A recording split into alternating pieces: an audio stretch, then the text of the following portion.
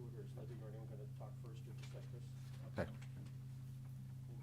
Let's actually, lights ready. I'm just trying to. Okay, You got the bike running. We're going to start the committee of the whole meeting, please. Before this completion, make sure you have your microphones on. So at 8:12 p.m. on Monday, February 23rd, 2026, I'd like to call to order the Village of Brookfield Committee of the whole meeting. Mike, we have a roll call for the committee, please. Trustee Ketchmark. Here. Trustee Whitehead. Here. Trustee Hendricks. Here. Trustee Naramatsu. Here. Trustee Gilhooly. Here. Trustee Kaluzny. Here. President Garvey. Here. Thank you. The first item, we have a presentation from the Economic Development Commission of 2025 year in review. I'm going to turn it over to Chris. Right? Chris has been sitting on Chris Valdez. Thank you. He's not wearing his Cycle Brookfield hat tonight. He's wearing his EDC hat. I'm wearing the EDC hat and civilian clothing, so thank you. Many hats, yes.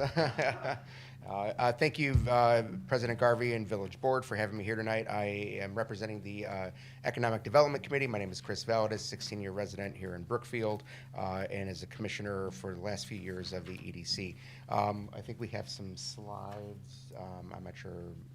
Happy to, thank you. I need some guidance. Thank you, yes.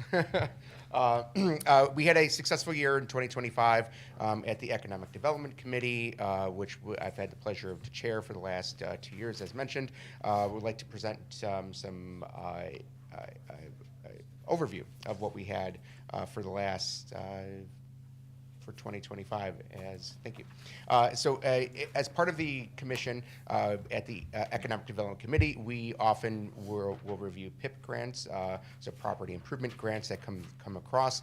We've awarded 4 for within the year of 2025, that being most notably Bill's Place, Hop District, Locomoca, and Tischler's, which all had PIP improvements to improve signage and visibility to the storefront. So we are very excited to not only review the applicant's recommendations, we provided recommendations to each applicant and guidance as far as how they can use the PIP money that is provided by the village. And I think we've seen some nice improvements to some of those businesses that have come through.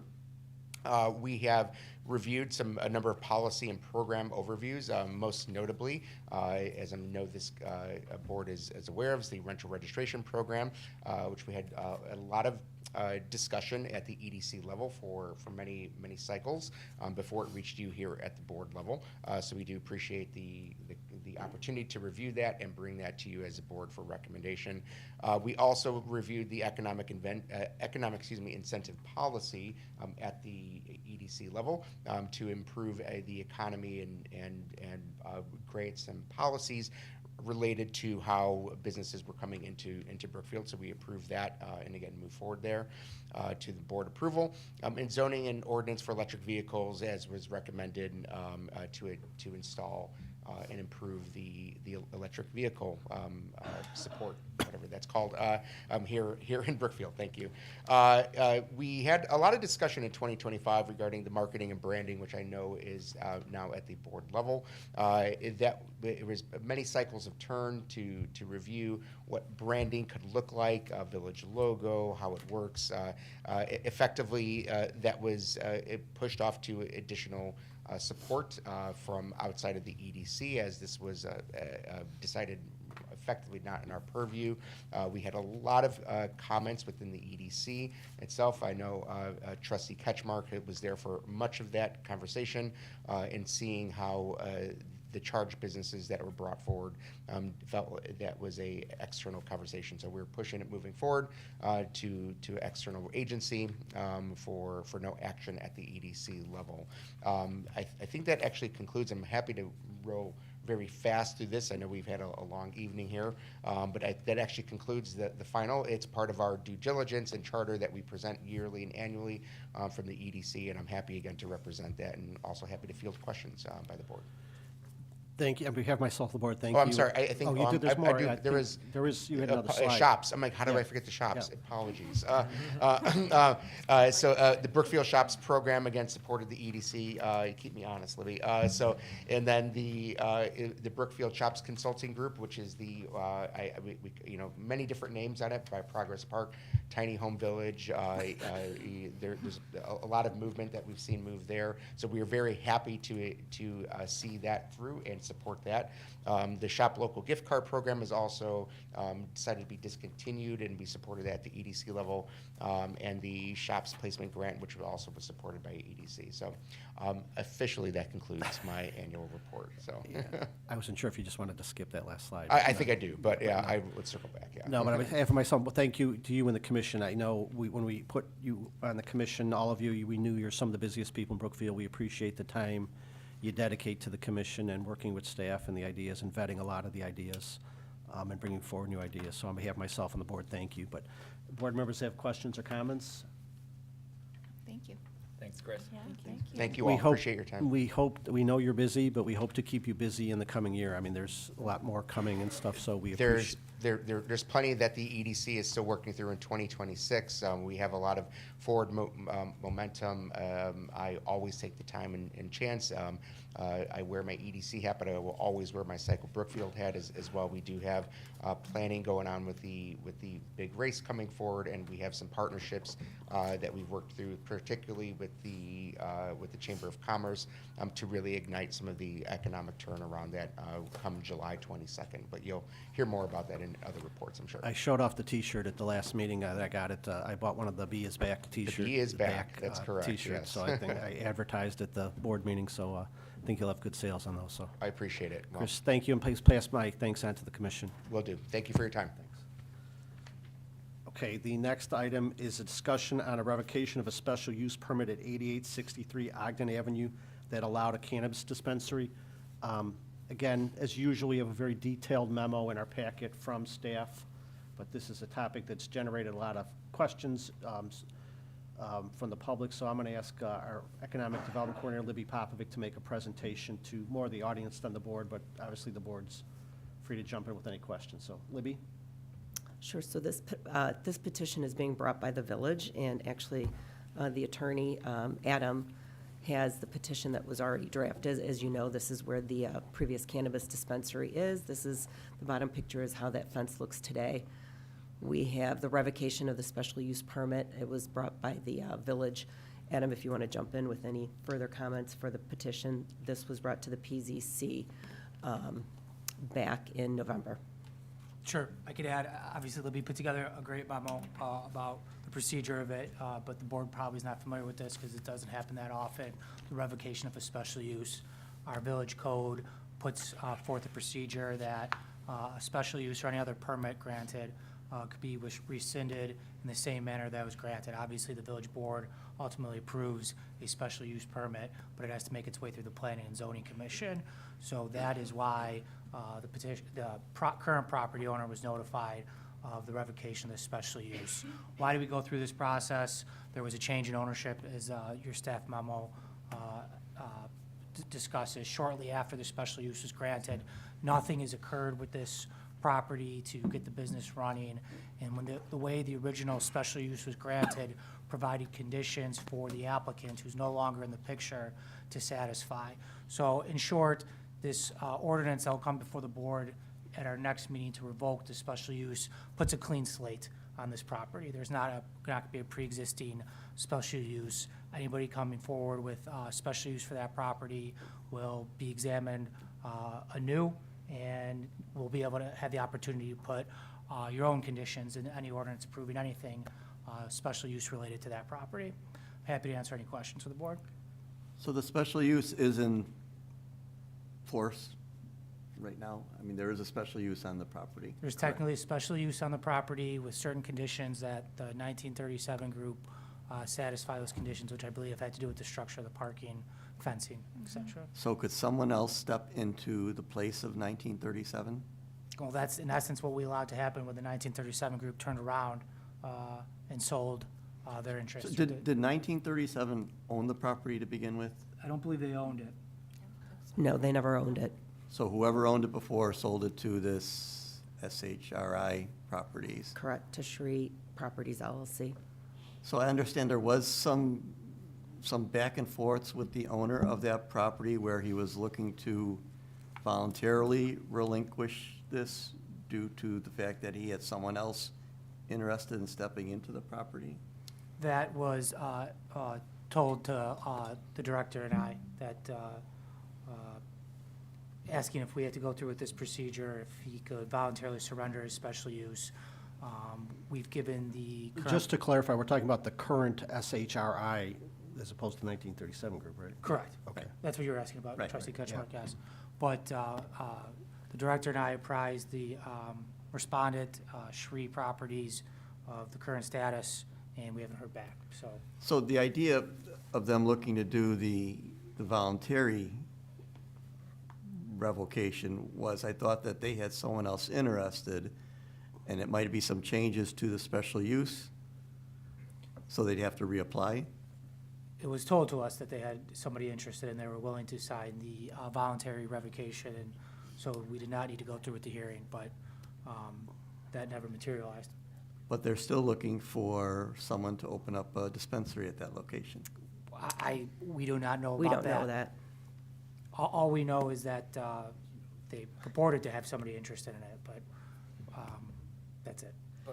Right, so when we had the initial revocation hearing on November 20th, one of the registered agents did attend, and they asked for an extension to talk to their attorney. Adam had already prepared a forfeiture of the special use permit. So there was discussion, quite a bit of discussion back in November, that they were gonna talk to the attorney, should they forfeit it? There was another potential person at that time that was possibly interested. So there was some talk about then taking it over or putting another application in. None of that happened. And then nothing happened in December. There was more assertions from the owner that they were going to voluntarily waive the special use permit. That didn't happen. Then I contacted Adam. He hasn't received anything. Our office, I haven't received anything either. So there was more discussion in January, right before the PZC meeting, again by the owner, that they would voluntarily waive it. We haven't received any applications and no further interest in that property. So as of right now, there's nothing that has But been presented. This SHRI still owns the property, and they're looking to do something with it. They may be.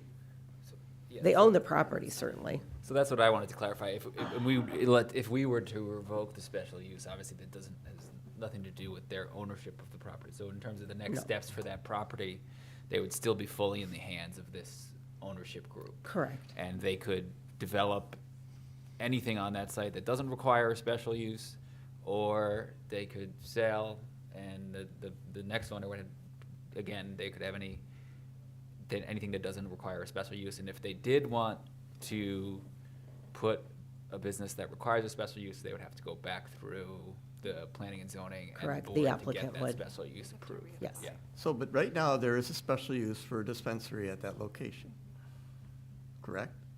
Correct. So in light of the vote that was taken during our board meeting, I know the applicant had mentioned they tried to reach out to 1937 and never got any reaction. Well, 1937 wasn't part of that anymore. So they did not reach out to 1937, just to be very clear. They reached out to Shree Properties, who is the owner of the building. They're familiar with 1937 because that same group has also opened other dispensaries. So they were familiar with the fact that 1937 was no longer going to be moving forward in Brookfield or in other communities. So they reached out directly to the owner in order to lease that building. And I believe Tanya from Water and Trees already spoke about that because she did reach out to Chris Patel to try to see if they could go to that location. Because during their presentation, they said they had reached out to 1937 and got crickets. She said she reached out to Chirag Patel, and that is Chris Patel, who is the agent of Shree Properties LLC, who is the owner of that property, And he- not 1937. And she got no response or not Correct. interest or? No response. Yeah, she may have misspoke at the committee of the whole, because she did say 1937 group when she heard crickets, but she probably meant SHRI at the time, so. Can I ask a question about the condition of the property and revoking the Sure. special use? What authority does that still give us to enforce We all still the have- things happening here that are terrible? Yeah. We still have full code enforcement authority, so that building has a lot of code violations, some that have been taken care of, some that have not. The fence is an issue again. They do have another date coming up in adjudication. So But it's this- been a constant ongoing thing. The fencing issues that are conditions of the special use aren't related to this fencing. It's the fencing on the south and Right, but east this side is of a the code property, violation correct? on this side. Okay. So just to follow, so action either way on this doesn't hinder code enforcement or help code enforcement? No, either it way? never does. Okay. And are they showing up at adjudication, or are they non-responsive? They did not show up at adjudication, but recently they did send in a payment for some of the outstanding default judgments. And then they have another adjudication coming up because in the meantime, there have been other issues with the property. Okay. I believe that one's in March. Can I ask, is there a particular benefit to the village for revoking this? I will let Adam address that for the petition. On the legal side, I would recommend revoking the special use, because right now the conditions are tailor-made to the 1937's application. It's from 2023. I believe that it would be best for this board if they're going to permit Cannabis Dispensary to come in this location to review that application in 2026, 2027, however it might be, so it could determine the conditions appropriate for that establishment. Also, the ordinance in 2023 that passed and approved the special use did not contain language that change in ownership, sale of the property, or anything else would trigger the new applicant or current corporation with change of ownership to come before the board. So the ability for the board to review what goes on with this property. Thank you, and I think that gets at my thoughts on this, which would be, with the previous dispensary that we just heard, with that application, we looked very closely at that particular business owner, at their particular business proposal. The fact that they were reaching out to communities outside of ours was one of the reasons some of our board decided to deny that. So I think that it's important that with these special uses, we have to remember that they get approved because of the particular situation, the particular business that is coming in, the particular use, and everything that they present to us. It's not a given that another dispensary would be approved in this spot if they had a different proposal. And I don't think that we necessarily want this particular property owner to bring in just anybody if they were answering their phone, which it does not seem that they are. Bring in just anybody to try and put together a new business proposal here. We would still want to vet that. So I think it makes sense to revoke. Well, I do think the special use follows the property. And, I mean, we heard a lot of presentation from the applicant here. For myself, I wasn't looking at some of these things or the applicant or what they were doing. I was looking at that particular location. And I think if we had another cannabis dispensary come into this location, whoever the applicant was, how do we say no to that? In that, if you look at the conditions around there, whether it be the parking, the residential neighborhood, there's no school next door. I mean, there's nothing that changed from when we approved it to where it's at now. I think we would be pretty challenged legally to not approve another dispensary at that location. Well, I would say that we wouldn't necessarily, you may be right, but would we want to? It entirely depends on the application that comes before us. What this does is it gives us control over the zoning of that property again, especially when we have a property owner who's being challenging. And I agree with Trustee Hendricks for the reason the added control that wasn't on there that was in the proposed ordinance if we were to approve tonight about the transfer and change of ownership. I think each applicant should be judged. And, I mean, in all honesty, the 1937 group impressed the board at the time, and everybody thought that they were a great group and they were going to finish the project, and there was a great deal of excitement about it. So, and I don't think it's any fault of the board at the time that did that, but I like the idea of having control over, what the specific applicant for each site. I mean, I think the board previously has made it clear that the C1 district on Ogden is a site that we're willing to consider, but obviously goes to the specific applicant, so. Trustee Ketchmark, are you suggesting that if we choose not to revoke the permit, it may be easier to introduce new ownership and get that site developed? Is that a trade-off that you're Well, I trying guess to that would be suggest? one part of it, right. I mean, it depends what would come forward on that. I supported a dispensary there I voted yes for that. If another dispensary were to show up tomorrow to go into that location, I hear, maybe revoking it and having them start over gives us more control over it, certainly. On the other hand, is it something they can move right into that current special use? And are there other conditions Right. that could be added to it? I don't know. If the goal is to get a new business in there and get that space developed, does revoking actually slow that process down? I think it's a Well, question. It could, but having them have to conform to the conditions in the current special use could also slow that down too, right? If that wasn't in their original plan and they'd have to adjust their. Correct. Correct. I mean, quite technically, they cannot, anybody other than the 1937 group cannot comply with the conditions. The conditions were for the 1937 group to block off entrance to Ogden and do some fencing. So technically, no one else could comply with that except for the 1937 group. Revoking this special use does not equate to any opinion I have about what happens if you get a subsequent special use application for cannabis at this location. This is strictly to clean up and clean the slate of the 1937 group, which has not been involved with this property since shortly after the special use was passed. Can I ask, Adam, thank you for your view. Can I ask Libby, Scott, do you have a position or recommendation for the board on this? We recommend revoking it. Okay. Does it put undue burden on planning and zoning to have to go through the process again? So next week, another, Planning and zoning That's has just never their job. complained about Okay. coming out and That's their job. volunteering. It's not even a burden. gotcha. Just throwing that out there. Well, here, so, sorry, further comment? I was gonna say, we'll put it up in No, 2 weeks, let that makes everyone think sense. about it, get any other, put it up in 2 weeks. Okay? All right, thank you. The last item is a discussion of amendments to Division 5 of the Village Code, permitted encroachments in a residentially zoned property.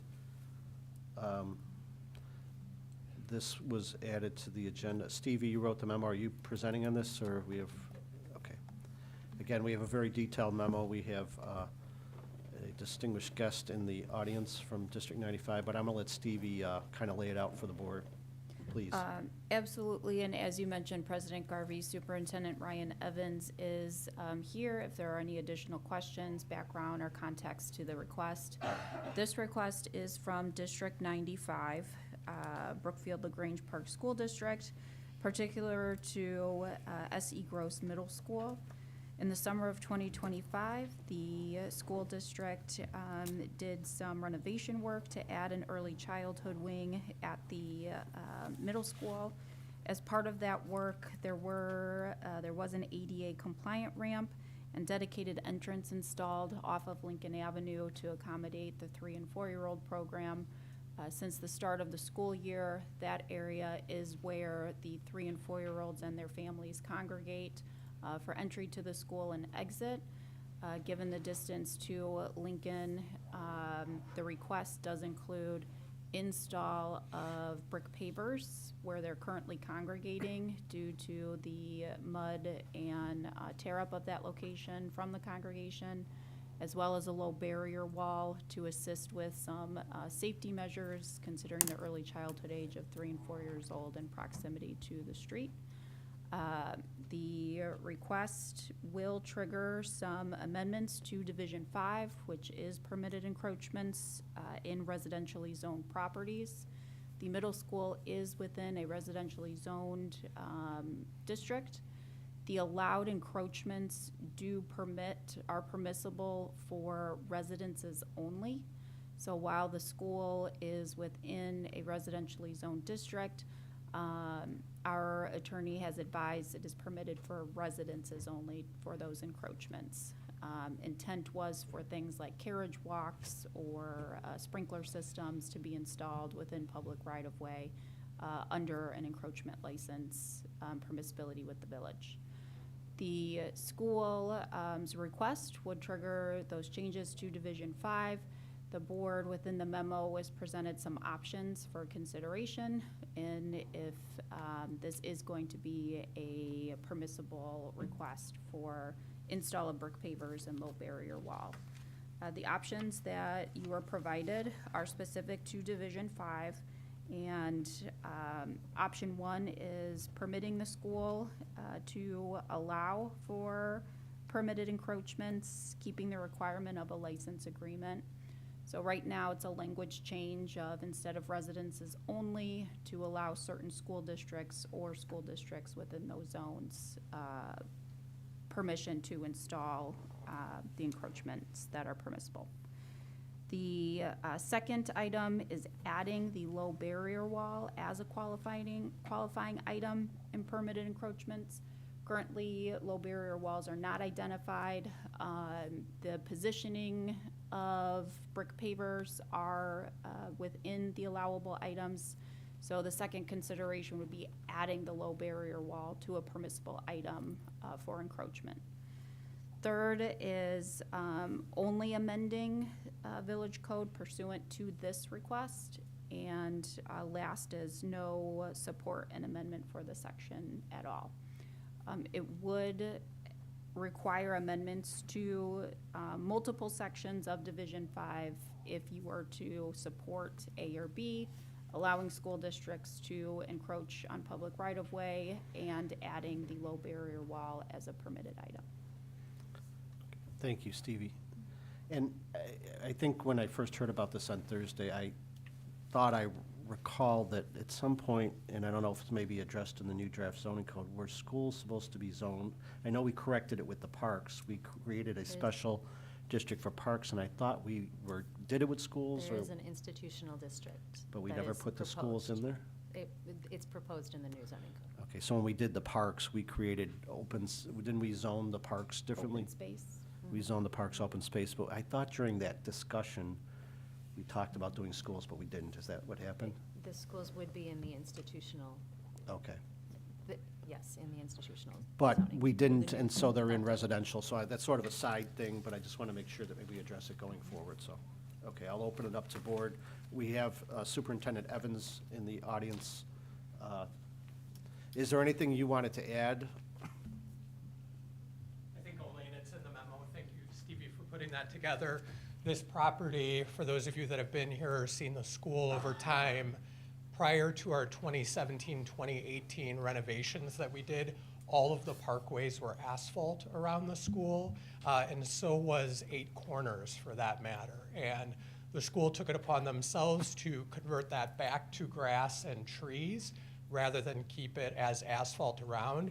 And so you're seeing the first progression of us finding where are the spaces that do need pavement for our students as they exit an entrance, and obviously bringing this early childhood program over to the middle school as we continue to see people come to the community and take advantage of our great schools and services.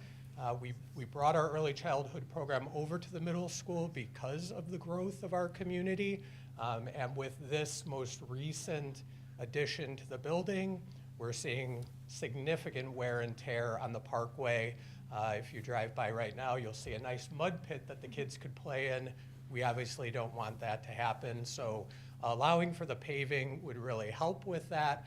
The low barrier wall, which would match the aesthetic of the building itself, allows for the safety. Our early childhood program is mainly made up of students with different special needs, and so we want to make sure that those students have that natural barrier between them and the street, which isn't an ordinary thing you might see at a school, but we're looking to address very specific needs for our building and for our students. Thank you. So we'd be amending the code to allow the paving and the wall. You'd be amending it to allow the school district to install that particular item. So has that, Adam, are you familiar with, have we changed that code in the last 10 years? Well, we initiated this code in 2020. This was originally in place for brick pavers, driveway aprons, and then last year we amended it to add the lawn irrigation systems to Okay. grass, to the 'Cause parkways. I'm going to go back 15 years. Hollywood School, we let them pave the parkway entrance over there. I mean, is that still zone residential on the parkway over there? I couldn't tell you, President Garvey, but I can find out. I mean, we currently have some pavement even in our parkway Right. at the middle school for these specific purposes, which came at some point in the history of the schools. And it's possible, my review of the code right now, in fact, is that 2020 is when we first prohibited encroachments in residential zones in the public right-of-way, other than the enumerated ones that we allowed. So as of 2020 forward, the village has been prohibiting people to build in the parkway.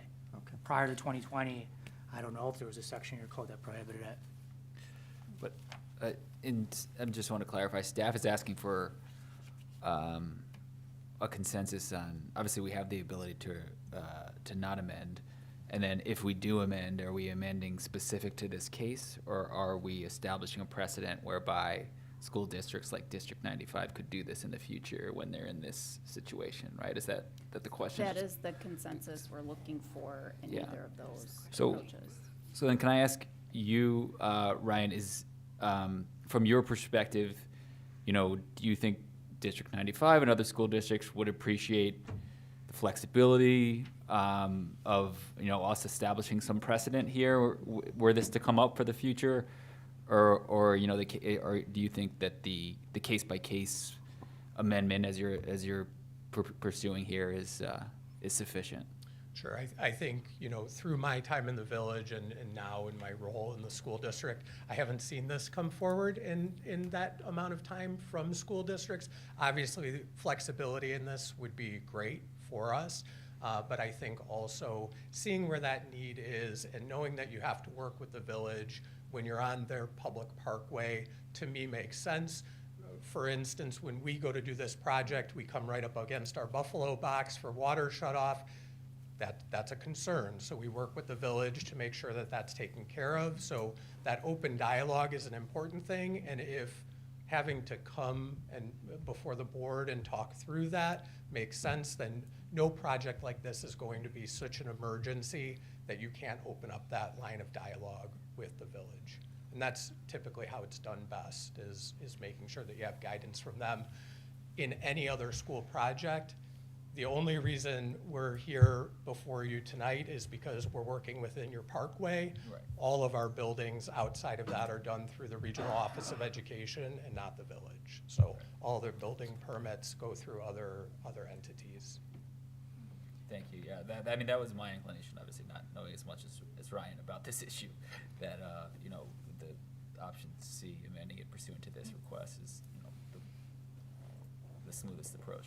Yeah, I agree. I don't think that I'm interested in everyone being able to build walls in the parkway, and so I don't think that's a precedent I'm excited about setting, but I think on a case-by-case basis, it makes sense. I'm in support of it. Could I make a couple of recommendations or requests? Just based on the design of it, I would want to make sure that it's not so high that it could impede visibility, especially if kids are going to be potentially running out from behind it. I would think 36 inches, or if this is 30, that says 31 feet. So I don't know what It won't be proposed. 31 feet. No. 24 inches, that's better. 31, this says 31 feet for the length. More than the building. But it could also be something like a wrought iron fence that you could see through that would keep the visibility but keep the kids in. I'm also interested, are you proposing any sort of setback from the curb, or would it be right on the curb? It is to the curb. That, I'm just Because as of right now, everything becomes mud that is not. The wall, Sure, though. the wall Oh, is Wall, right up to yeah. the curb? Actually, one of our visuals was not realized in the packet. If you would-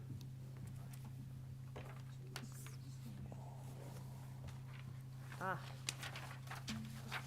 That is great, Oh, thank that you. makes more sense. I Thanks. appreciate this because what it shows is that it's set back from the curb. The wall is not right on the curb, so people will still be able to open car doors. The plows aren't gonna accidentally hit it, Yeah. so that is my concern, so, Ryan, could I ask you a big favor? Could you show that to Lauren, our Public Works Director? so I Because for don't know that if, point, This is not what I if was those are thinking. points that we want to include in the change that we're making, but I think those are important, especially if it's going to be potentially used on, in other situations. I was concerned as you were if the wall was right up against the curb for plowing and other things, but Same, this is really helpful. Yeah, I'm kind of in the same mode here too, that I think this works in this situation, and should you need to do something else at another time, then just come back to us and, right? I think that makes the most sense rather than making all the changes within the, So is the board leaning towards C as the option? Is that, Trustee Hendricks said you were in favor, but are you in favor of option C, this specific request, as opposed to amending the entire section? I am happy either way. Okay. Yeah, just for clarification, preparing the ordinance, everyone that comes to apply for an encroachment on the village public right-of-way will be treated on case by case. Just because we allow school districts, and let me take that back, just because we allow residents in residential districts to build encroachments with pavers does not mean they're automatically granted. It doesn't come before the board, like a special use or a variation. It's administered through a license agreement through staff. You don't have to grant everyone just because we have language that says residents can apply or request a license. So when looking at this request here, I foresee modifications to your code to say in these residential districts, owners of residential property could get the brick pavers, could ask for the brick pavers, school districts could ask for the brick pavers, and then the low-bearing walls, I'm assuming we're talking about school districts in general, can make application, not specific to this district. Gotcha. So the license agreements only would be worked out through the staff, it wouldn't come, Correct. This is, because it's the village-owned property, it's does not go through the planning and zoning board like a variation or a special use. We do a license agreement, and part of the license agreement, I believe right now, we do for the sprinklers and the brick pavers. It's a license agreement where they indemnify the village, and they also, I believe, attach plans to the license agreement, because obviously, the village wants to look at what is being built on their property, and has the ability to approve or deny that. So, right, but if I'm we sorry, put go it in the, if we amend the code to allow this by right, basically, they won't have to come to the board if they want to do this. They would just need to do the licensing. Just do a agreement. license agreement, yes. I'm sort of confused, Dan, it's been a long, so is there a distinction between C, staff's recommendation, staff's option C versus A and B? Or is there a recommendation? That's my question. We're not gonna make, C reads only amend pursuant to this request. We're not only amending the code for this school district's request. We're gonna allow other school districts to make similar requests in these residential zones. Okay, and that's what I was trying to find from the board. Do you prefer dealing with it just for this request? And if other requests came forward, I mean, I'm not familiar with any in my 25. Okay, I'm gonna change my answer. Okay, I'm just trying to, I'm trying to get a consensus. so. I think it's not good form to amend just for one particular, amend the whole code just for one particular property or one particular request like that. And correct me if I'm wrong, I'm not a planner, but I think it's probably better to amend for the school districts as a whole. Okay. So A A and B, though? I A mean, and B. A is just allowing them to do the, don't they need A and B? I think they need A and B, right? A and B, the Steve? B is the wall. Thank you. They need A and B, right? They need A and B. A would just be basically would let them have the pavers, but B would let them have the wall too? Mm-hmm. So we need A and B? Is there, so again, Consensus, A and B versus C? I'm okay with that. Yes. Okay. Okay, so that direction for at least an ordinance for the board, we still have to vote on it, talk about it, take public input, comment, but put that option up, I guess, for the next board meeting? Does that have to go through planning and zoning? It does not. Okay. All right, thank you, staff, for bringing it forward, thank you, Superintendent Evans, for being here tonight.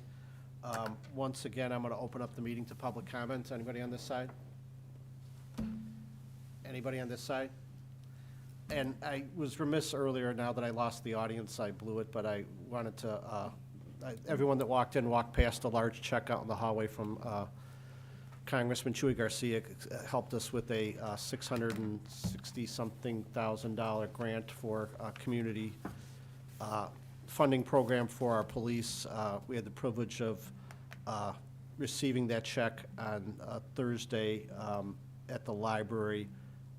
Great deal of staff work went into that to apply for planning. It was, if you recall, it was approved 2 years ago, but due to things that happened at the national level, those improvements were cut, but we stuck with it. We went back, and so we did receive the grant, which is going to help us, among other things, buy the radios that we talked about during the budget cycle that we thought we were going to have to kind of reduce, do a general phase-in, maybe buy a lower level of radios. This allows us to get the full radios that the police department desperately needs all at once, as well as some additional training and things like this. So my thank you to staff, my thank you to Congressman Garcia, and I just publicly want to wish him good health. The morning after I saw that he was in the hospital, the morning after our presentation for what was described as an elective procedure, but he had told me he was going to be flying back to D.C. for the State of the Union, but I wish him the best of health and thank you from